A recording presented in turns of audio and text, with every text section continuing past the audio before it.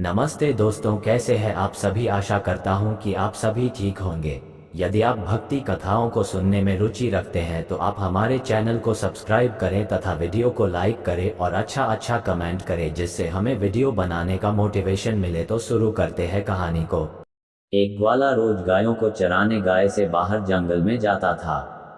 जंगल में एक संत का आश्रम था। वहां संत रोज तप, ध्यान, मंत्र जाप करते थे। ग्वाला रोज संत को देखता तो उसे समझ नहीं आता था कि संत ये सब क्यों करते हैं। ग्वाले की उम्र कम थी। संत के इन कर्मों को समझने के लिए वह आश्रम में पहुंचा और संत से पूछा कि आप रोज ये सब क्या करते हैं। संत ने बताया कि मैं भगवान को पाने के लिए भक्ति करता हूँ। रोज पूजा पाठ, तप, ध्यान और मंत्र जाप करने से भगवान के दर्शन हो सकते हैं। संत की बात सुनकर ग्वाले ने सोचा कि मुझे भी भगवान के दर्शन करना चाहिए। ये सोचकर ग्वाला आश्रम से निकलकर एक सुनसान जगह पर पेड़ के नीचे एक पैर पर खड़े होकर तप करने लगा। कुछ देर बाद उसने सांस लेना भी बंद कर दिया। ग्वाले ने सोचा कि जब तक भगवान दर्शन नहीं देंगे, मैं ऐसे ही रहूंगा। छोटे से भक्त की इतनी कठिन तपस्या से भगवान बहुत जल्दी प्रसन्न हो गए। वे ग्वाले के सामने प्रकट हुए और बोले कि पुत्र, आंखें खोलो, मैं तुम्हारे सामने आ गया हूं। ग्वाले ने आंखें खोले बिना ही पूछा कि आप कौन हैं। भगवान बोले कि मैं वही ईश्वर हूं जिसके दर्शन के लिए तुम तप कर रहे हो।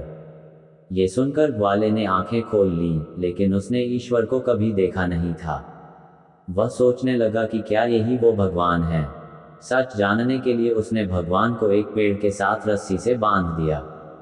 भगवान भी भक्त के हाथों बंध गए। ग्वाला तुरंत दौड़कर उस संत के आश्रम में पहुंच गया और पूरी बात बता दी।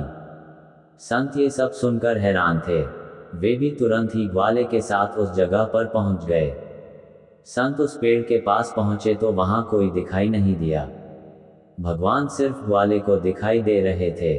संत ने बताया कि मुझे तो यहाँ कोई दिखाई नहीं दे रहा है। तो ग्वाले ने भगवान से इसकी वजह पूछी। भगवान ने कहा कि मैं उन्हीं इंसानों को दर्शन देता हूं जो निस्वार्थ भाव से मेरी भक्ति करते हैं। जिन लोगों के मन में कपट, स्वार्थ, लालच होता है, उन्हें मैं दिखाई नहीं देता। सीख, जो लोग भगवान की भक्ति निजी स्वार्थ की वजह से करते हैं, उन्हें भगवान की कृपा नहीं मिल पाती है। निस्वार्थ भाव से की गई भक्ति ही सफल होती है।